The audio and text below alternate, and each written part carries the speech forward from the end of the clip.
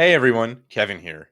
For my first video of the new year, and it being a crucial time for so many teachers trying to leave education in particular, I felt one specific topic called to me the most to cover: the feelings you're going to experience during your career transition. And this applies to anyone, but teachers specifically, because let's face it, 20 years ago, this wasn't done. It wasn't the norm to do this and was kind of frowned upon.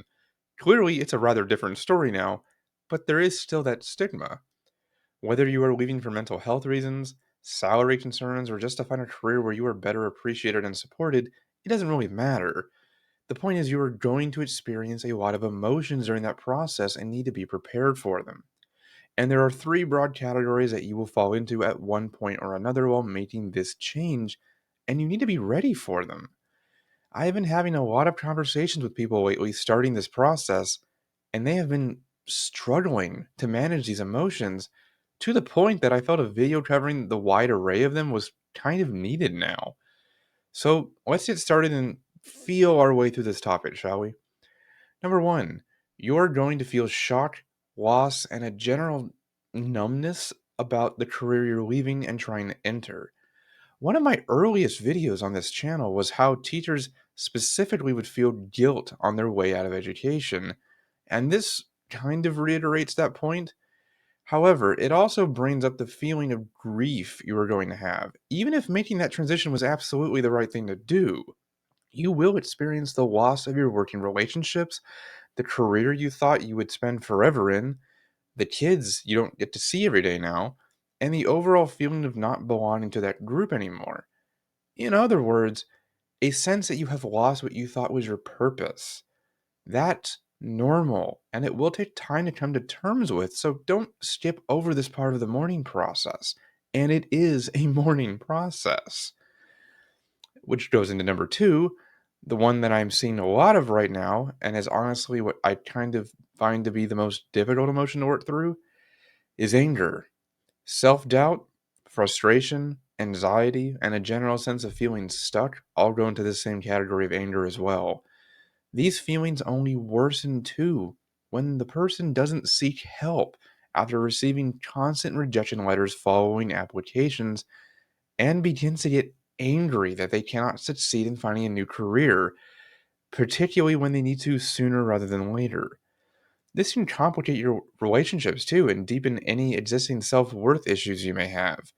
It makes people jaded and causes them to push others away at the time that they need to embrace people the most. I had one such interaction just the other day with a former teacher who basically commented that she was taking a break from LinkedIn since she couldn't find anything and had to work 5 jobs just to make ends meet, which didn't leave her much time for upskilling. I really sympathize with that, and I encourage her to get help from others who genuinely can offer the assistance that she needed and that she wasn't alone. I remember that was a pretty uphill climb to deal with, and I want to make sure all of you understand that you aren't alone in this process either. Reach out for help when you need to. And number three, allow yourself to feel hope. I mentioned in my end of 2023 video how we need more of it in the career transition community, and absolutely needed to include it again here. Discussing your feelings with professionals or people like me who have been where you are is vital to your well being, and maintaining some degree of optimism that you will land on your feet where you are meant to be in the long run. Changing your perception about a situation is extremely powerful in and of itself. This isn't a positivity talk of me making you think great things are going to happen, but rather supporting you and getting you to realize that they will happen if you just keep at it. Leave the past behind and just look to the future. What all of this does is lead you down a path of calmness and reflection rather than frustration and anger, which doesn't help you.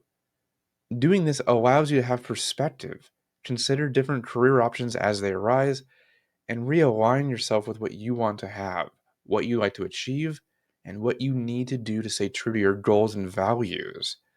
Furthermore, it lets you see the future, not just the present or the past. Like I said, let the past be in the past and look at your present as the stepping stone you're on right now. It can either be a little stone to the other side of the stream, or you can treat it as a stone on the edge of Niagara Falls. Hope or dread? You get to choose. It may not always be easy to choose or to keep up that hope, but you must in order to save yourself from going crazy. In the end, you'll have a feeling of renewal and an overall uplifting of your mood. Working through these 3 points results in personal and professional growth. You can achieve great things with that kind of purpose in your life. This will allow you to enter interviews calm, collected, and better than you would be if you were feeling frustrated and defeated. And what recruiter would want to hire someone like that? They would much prefer to see an applicant at ease and confident in their own abilities, and you should be. Again, this isn't a bright sighting conversation. It is a survival conversation for your long term happiness. Overall, though, the elephant in the room is your unresolved emotions. You're going to have them one way or another. So, would you rather they rule you or you learn from them? Career transitioning isn't easy by any stretch, and you will experience hardships without a doubt. But keep in mind that you will end up in a better place for having done it. And as always, I am here to help you deal with all of these emotions and get you on the right path. See you next time.